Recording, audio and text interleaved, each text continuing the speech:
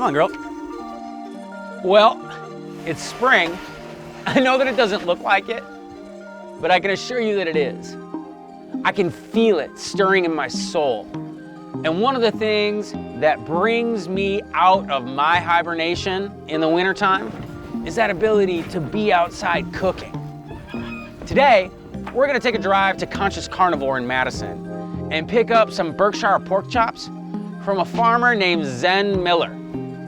I can't wait to pick these ingredients up and bring them back here to the owl farm and cook them on an open hearth, because there's something about grilling beautiful meat outside that just resonates in my soul. One of the reasons I love sourcing meat from Conscious Carnivore is everything that they put in their case is sourced with integrity.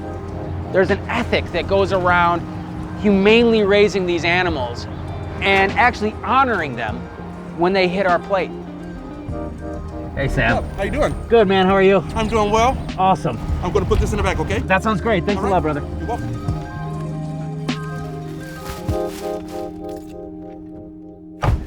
So we got the hookup. I'm really excited to check out these Berkshire pork chops. Pork in general is amazing over a wood fire. There's something about that fatty richness and that wood smoke that really, really sings together. Oh my gosh. Man, thick chops like this with all that intermuscular fat in there, this is gonna be perfect for getting over that wood fire and like really letting that smoke permeate the meat. I think I want some mushrooms with this. Some beautiful big bullet mushrooms. And this is the maple snow that we got out here, the sugar snow as it's called. We're gonna actually get some maple syrup, some miso, and I think some calabrese chilies, and try and put together a sauce using all three of those ingredients to complement a bed of wild rice. Simple, in this case, goes a long way. We need to go into town to grab a couple more ingredients from the Viroqua Food Co-op. But before we do that, we need to head outside and light up a fire first. And being able to use a live fire adds another element of cooking and magic that most restaurants can't touch. A little redneck lighter fluid.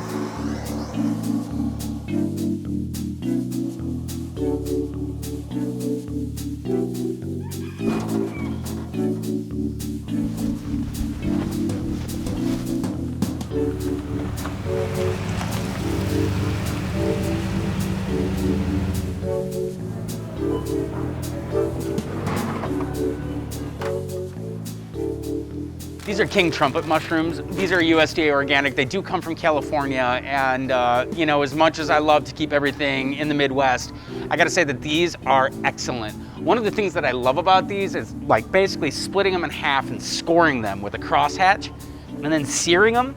They take on the same consistency as a scallop. So there's a little bit of pushback, there's a little bit of bounce to it, but it gets a little snappy and it's delicious. And then I'm gonna grab a bag of these local shiitake mushrooms. When you eat meat, it's awesome to be able to balance that sometimes with just more plants, more plant-based. It makes it all sustainable and delicious and wonderful. So these shiitake mushrooms are gonna round out that pork really, really well.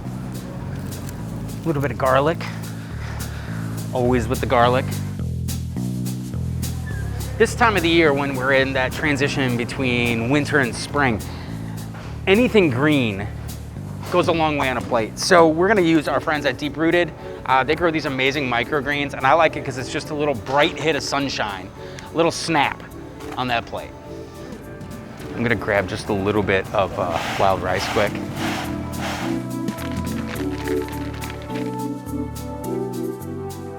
This is B&E's.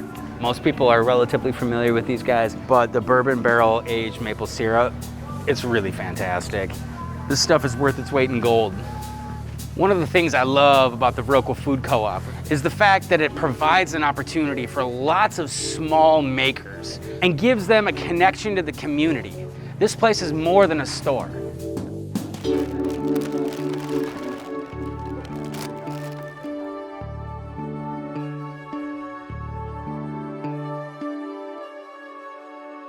This is my favorite place to cook. And this is my favorite way to cook. Using a live fire, something that's organic and real, And it forces me as a chef to use all my instincts to put together dinners. So we have this Conscious Carnivore pork. And this is Berkshire pork. Berkshire pork is known in the pork world as being this breed that has a lot of intermuscular fat, which makes it absolutely delicious. We're gonna season this quite liberally with salt because these are thick cuts, thick chops. And I need to make sure that I've got enough salt on there to carry through this entire piece of meat. Next, we're gonna come at it with a little freshly ground cracked black pepper. Sometimes people get too crazy with all these spice rubs when it comes to protein bases, and then it ends up being this thing that masks all the other amazing flavors on the plate. We wanna do a couple things really well with this pork today. We wanna make sure, number one, that we get a really good sear on it. Number two, that we get a lot of that smoke to perfume the flavor and really penetrate that fat. But number three, we wanna make sure that we do not overcook these pieces of pork. Those pork chops look lonely. And what we wanna do is we wanna provide a basis that also reflects the nature of the place and the season. And I can't think of a better way to do that and pay homage to the people who were here first than using some wild rice. I'm gonna throw in just a couple pinches of salt to help that stuff bloom together. We're gonna throw a little bit of fresh thyme in there too, and we're gonna drop it into the fire. So we've got the wild rice and we've got the pork chops. I think the next thing that needs to happen is we need to get these mushrooms in that saute pan. I like mushrooms because they cool the pan when you cook them. So with the cast iron that can get extremely hot, we want that to be balanced by these mushrooms that have water naturally occurring in them, and it'll throw it as it cooks, giving us the ability to baste that pork chop as it moves along. These mushrooms, what I wanna do is I wanna cross hatch them, which means very carefully coming through with the tip of my knife and perforating them. So as they cook and open up, it allows you to cook the internal part of the mushroom as well. Okay, next, we're gonna take the shiitakes and super simple, rip that stem off, and we are going to just basically break these up with our hands. We don't need these to be super elegant, so I wanna see how these are cooking up. So we're in the process of searing that first side, and before it gets too far along, we wanna get these mushrooms in the pan, because once that pork starts to cook, it'll cook fast. And that's because of all that intermuscular fat that's inside this Berkshire pork chop. Back into the flames.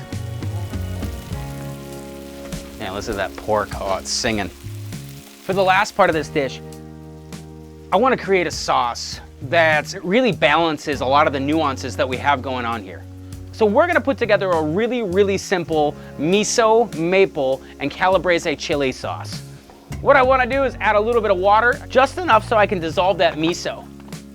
Secondarily, I have calabrese chilies that have been chopped and put in sunflower oil.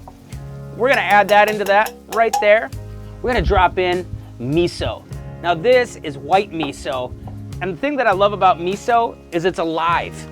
It's a culture that's completely living and is amazing when you're talking about developing those umami flavors.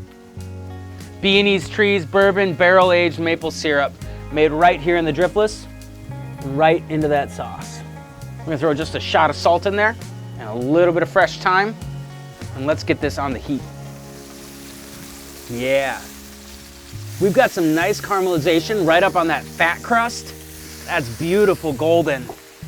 Picking up all the essence of that salt and pepper and those pork juices. This dish is relatively easy to prepare. Start to finish, we're talking about 20 minutes. And the reason that I'm giving it a little more time is that these pork chops are really big. And what we wanna do is we wanna give this a little chance to cook for just a little longer, because we know with that bone in there, it's gonna keep the temperatures a little bit suppressed.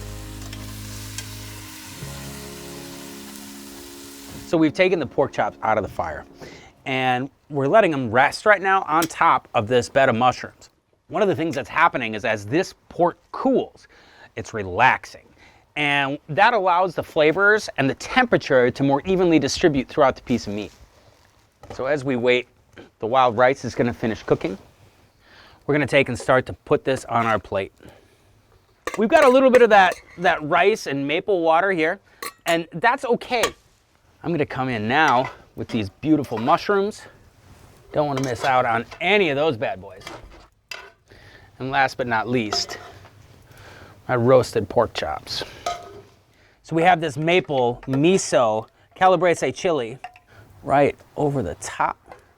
So you can see that it's reduced down. We've actually increased the glycemic index of that by reducing it and boiling it, and that cascades everything. It sticks and clings to all the ingredients. Now, when I put microgreens on a plate, there are some folks who put these on here like, willy-nilly, they throw them on there, it looks like lawn clippings. You do not want that. These are flavor bombs. So what we want to do, and what I always tell young cooks, is that we want these to be like lingerie, right? We want it to be lacy. We want it to be seductive. We want them to hide yet accent the absolute beautiful that's located underneath. And the fact that I can get these throughout the winter, and it's something that farmers around me can grow and continue to produce, makes this a slam dunk for me. Who wants to come outside and take a bite with me? Not everybody at once.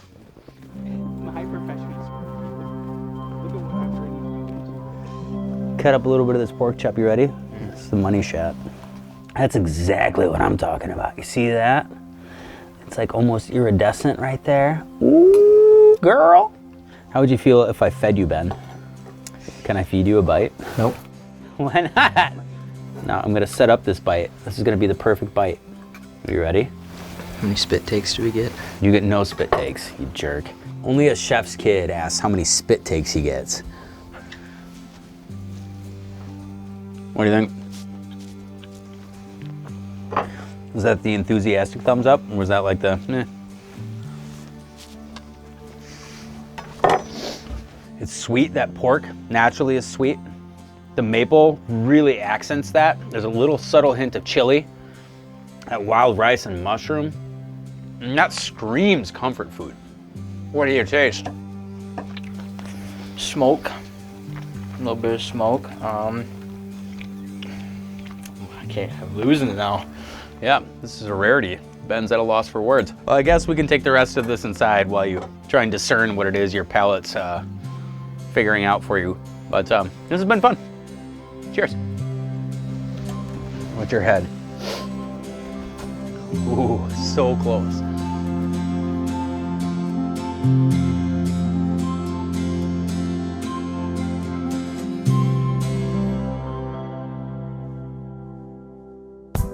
Wisconsin Foodie would like to thank the following underwriters: